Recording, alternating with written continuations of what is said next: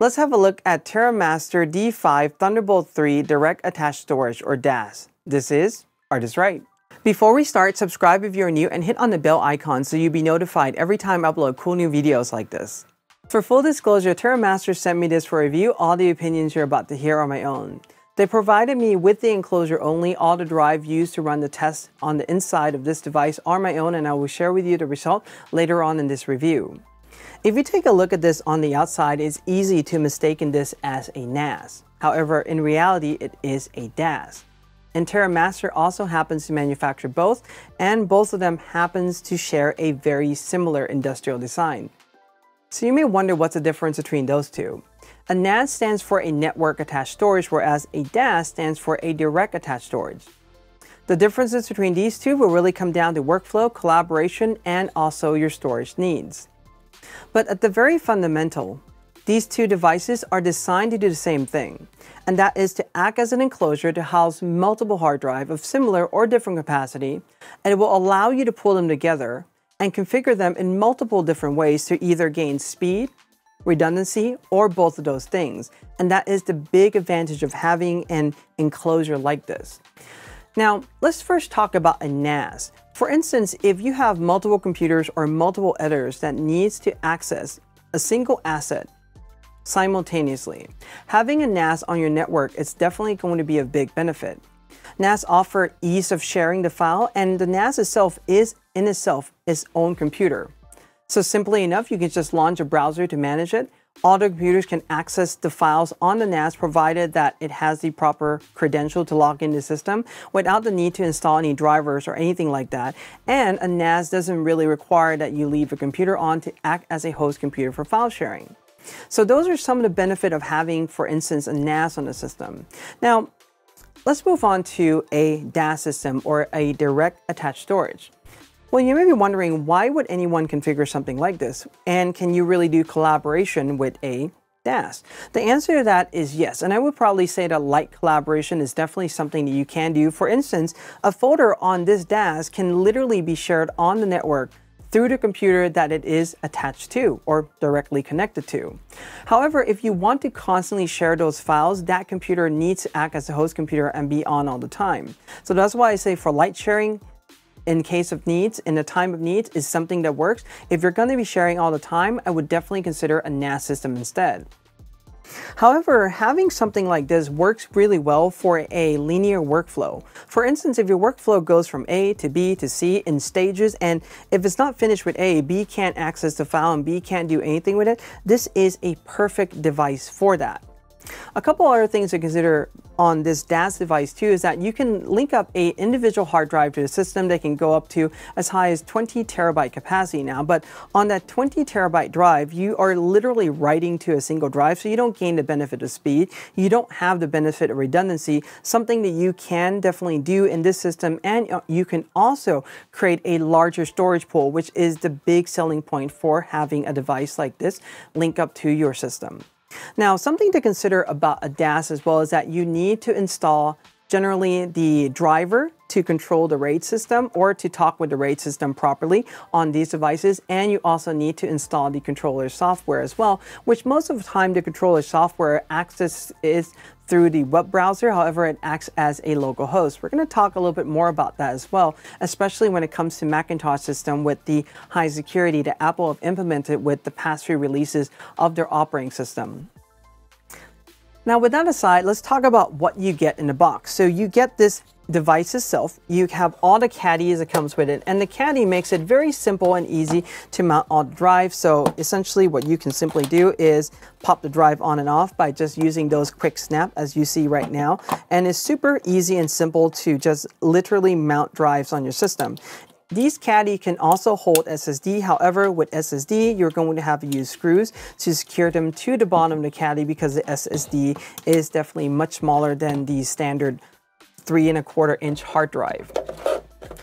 And with that being said, Let's talk about some of the other things that you get with this. So there is a separate power supply with a barrel connection type, as you see right now. So this will plug into the back of it. I wish they have designed their enclosure a little bit larger so that you don't have to have a separate power supply on the outside. However, I certainly understand why they do that, to keep the size and everything small. In addition to those, you get all the screws that you're going to need to mount the SSD to the system. You get the rubber feet. These are the one that goes onto the caddy itself in case you do lose them or they do pop off. And you also get another 2 pieces of rubber feet that goes on the bottom of the device should these fall off for some reason. In addition to that, you also get a little sticker that tells you that you can put on here and label the capacity of the hard drive, although you can definitely use the RAID controller to see how big those hard drives are as well. And you get a pretty good sizable, around, I would say, like 36-inch Thunderbolt 3 cable. These are the one that looks like USB Type-C, but the length is pretty good for this system in general, so I really like that they didn't give you a really short cable. Now let's talk about the design of this device.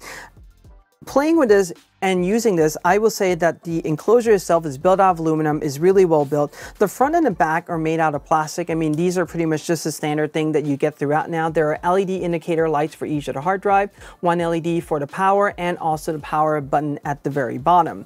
These caddies itself, they do come off, and there's no spring mechanism or anything like that. You just simply put in your finger in there and literally pull it up and it will eject the drive out, and you simply just push it in to put it in like that. There's no lock or anything on these. If you want to look for a lock, and it's not something that you can't do on these systems, but I think that overall industrial design wise, it is something that's good. The one thing that I will comment on is this handle, and it's one of those things where it really limits like the height of the shelf that I want to put in. Let's say I want to put into a lower shelf that fits the entire enclosure. Well, I can't do that because the handle is in the way. I wish they designed the enclosures just a little bit thicker at the top, because I mean the hard drive sits almost at the top already, so I understand why they can't install any type of mechanism. But I think that having a handle that can probably, you know, have some type of recessed mechanism to go down and just stand maybe just a little bit up from the case, I think that would have been better, but something that they can improve on future design. Otherwise, it's really strong, sturdy, it never goes loose or anything like that, and just in my moving this around, it makes it really easy to move between, for example, my studio here and also the desk that I'm using it on. But like I said, it does limit the height of where I can really put this device. All right, on the back of this, I mean, on the side just says Terra-Master and there's some stickers on it. On the back, there's 2 fans to cool the hard drive down, which is a really good design to see, and the airflow just is through the drive. There is a barrel connection at the top, a full display port, and 2 Thunderbolt 3. These Thunderbolt 3 are really neat because they can act as a pass-through or like a dock as well. For instance, if you have the Thunderbolt coming in from the laptop on the bottom, the second one up can power another 4K 60 display, and also the display port, the full display port, can also power up or send a signal to a 4K 60 display as well. And I have also run hardware calibration tests on this, and it works without any issues whatsoever. The only other comment I have about the DisplayPort connection is that most of the DisplayPort cable ends up having these little, I would say like these little fang things that locks the connector in place. The only issue with this is the way how they have designed is when you plug that in, it's a little bit difficult and a little bit tight because that is where the fan is, and you have to really just squeeze your finger in between to really push that tab down in order to pull the cable out. That's the only comment I have. I think if they have flipped it the other way, it may have been a little bit better, but overall, like I said, the design of this, the industrial design, is really good. The only comments I have is from before is that if they design this a little bit larger, include the power supply and inside, I mean, that would definitely be primo, because it would then make it super easy to just take this on location with you when you're on a shoot, especially if you're producing a lot of asset and you don't have to carry, you know, this extra power brick and also the lead into this power brick, which, you know, it does come with. So those are just things to think about. If you're new to a DAS, there are a few things to note. Any computer that you plan to connect this DAS to must already have the RAID driver already installed on the system and properly configured. Without this, when you plug in the DAS, even though it may have been configured with another computer already, the operating system may not see the storage pool, or if it does see it, it may not be able to read and write to it with stability. So those are things to remember when you are setting up the system. This can be cumbersome if you have multiple machines to manage, and if you're linking this up with multiple different machines, it may be a good idea to limit the number of machines that have access to the DAS system in general. Another thing that you want to consider as well is that if you want those machines or the selected one that have access to the DAS to be able to control the RAID controller and see the configuration, you also need to install the RAID controller software as well, in addition to the driver. This is something that you have to do on both Mac and PC. Now, if you're using a newer Macintosh system, especially the one with Apple Silicon, that is the M1, M2, and any chip that Apple will release in the future, including any Intel Mac with the T2 chip, what you have to do is install the RAID driver and the kernel extension. You have to boot into the EFI of the system and also lower the boot security in order for that kernel extension to boot with the system, in order for you to be able to properly use this DAS on your computer. And this is something that you have to do to all the computers that you have that will connect to this DAS. So Terra-Master have done a really great guide outlining how to do it, how to check it. And I mean, I've gone through the step a few times because sometimes going through disabled security, it didn't work properly and so forth, but I was able to get it to work in the end. This is something to remember and to consider, especially if you're running a DAS, very different than if you're using a NAS on the system. All right, with that being said, I have done a lot of tests with this DAS in multiple different ways using multiple different hard drive configurations. So let's have a look at them. So the first test I've done is populate this with 6 terabyte hard drive. There are 5 of them, and I want to share with you a few things. So I've done this configuration in RAID 0, RAID 1, RAID 5, RAID 1.0, and also JBOD, which stands for just a bunch of disks. So there are different ways to configure this, and these are all the modes that are available in the RAID controller software on this Terra-Master. Now with this, and the raw capacity itself, I'm supposed to have around 30 terabytes total. Let's see how much space I have in different RAID configuration and also the read and write speed. And don't worry, if you want to see this in graph, I have the next slide that will be a graph as well, and we are going to compare that as well. So in RAID 0, what I get out of this is the full 30 terabyte size or storage pool. There is no redundancy. However, the read and write speed on the RAID 0 is really great, and it's pretty much close to the theoretical maximum that Terra-Master said on their website and in the specification and everything. I can also configure this as a RAID 1. However, in RAID 1, it will only take 2 disks only. So what I will get is 6 terabyte, and what I can really technically do is do one RAID 1 here, another RAID 1 here. So technically you can get 12 terabytes total. But the other thing too is that because you're just really pairing 2 disks together, the read and write speed is really not that impressive at all. Yet you do have some redundancy between those 2 drives, but I wouldn't necessarily consider this as an option, especially if you have an odd number of bays, because it doesn't utilize all the bays fully to its fullest potential. Now, the other thing that's really good to use in this system is RAID 5. And RAID 5 gives you 2 benefits, is that you still get the fairly fast read and write speed, and you also get some of the parity, some redundancy in the system. And let me also be clear that when I say redundancy, it's just that if one disk fails, you can pretty much plug in another disk, it will build the array, you don't lose all your data. This is not a backup. So if you're using something like this, my recommendation is to get a secondary system that is identical and you can clone it between the 2, or get some external hard drive to back this up, or do cloud backup or something like that, just to make sure that your data is safe, that this is not a backup solution and you still should have the backup running. So with RAID 5 and all these disks, I'm able to get 24 terabyte and a pretty decent read and write speed, not necessarily as fast as RAID 0, but I do get some of that peace of mind and some of the parity redundancy built in. There's also the RAID 1.0, which is 12 terabyte, and this is done with even number of disks only. So what RAID 1.0 does is that it configured these 2 drives together as a RAID 1 so that each one of them would back up to each other, and then it pairs these 2 up as a RAID 0. This is the reason why we're getting somewhat of a slightly better performance read and write speed, but it's really not quite as impressive overall. You do get that redundancy, mind you, with a lot of sacrifice and also one lone disk left at the end. So again, not necessarily the recommendation that I have, especially if you have an odd number of bays on your system. And lastly, you can do something else, which is called a JBOD. With JBOD, I'm able to get the full 30 terabyte capacity. However, there's no really redundancy on that system. And the other thing about JBOD is that it's usually only the maximum speed of each of the drive, because it will fill one drive first and it goes to the next drive and the next drive. Essentially, it's just combining all those drive up to create a large storage pool without any type of fancy RAID storage, but it's not necessarily the best way to use your system. So I highly discourage you from using that.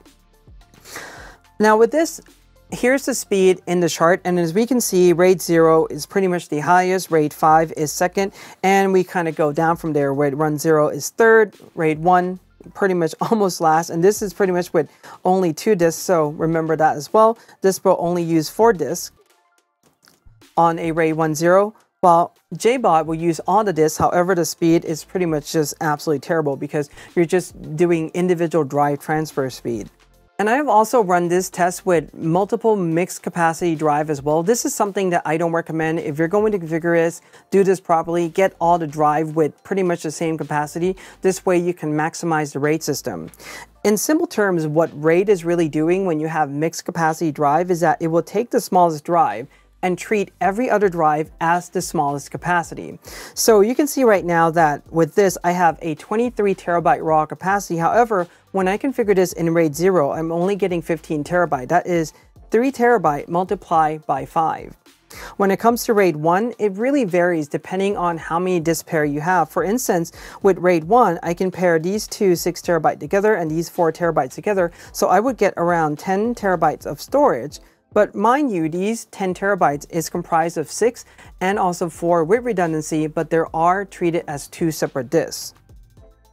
All right, now comes to RAID 5. With RAID 5, I'm able to get 12 terabytes. So what the RAID system is doing is taking all the drive, treating them as 3 terabyte, multiplying this by 5, you get 15. It takes one drive out to create parity in the system so that it has some redundancy and one drive can fail. You can repair that. So that is simply what it's doing.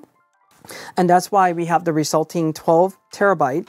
And when it comes to RAID 10, we get 8 terabytes. So with RAID 10, the way how this works is that the system itself will treat this 6 terabyte drive together, but it will treat them as 4 terabyte each. So this will be 4 terabyte. And when you combine these with the 4 terabyte, you get 4 plus 4, which is the 8 terabyte. Lastly, you have JBOD, which gives you the most amount of space, but also the slowest amount of speed. Now, I didn't really do any speed tests on these mixed drive array. What I've done is with all uniform drive, you're certainly going to get the speed when it comes to like RAID, for instance, and the results will be very similar to what I'm about to show you next. And if you're using this DAS with a Mac, you may wonder which file system to configure this. To use the classic HFS Plus or to use the new Apple file system or APFS? Well, the simple answer to that would depend on how you configure your DAS. If your DAS is pretty much all filled with spinning disk and hard drive, my recommendation is to use HFS Plus with journaling. That's going to be the best classical file system that is really designed for hard drive.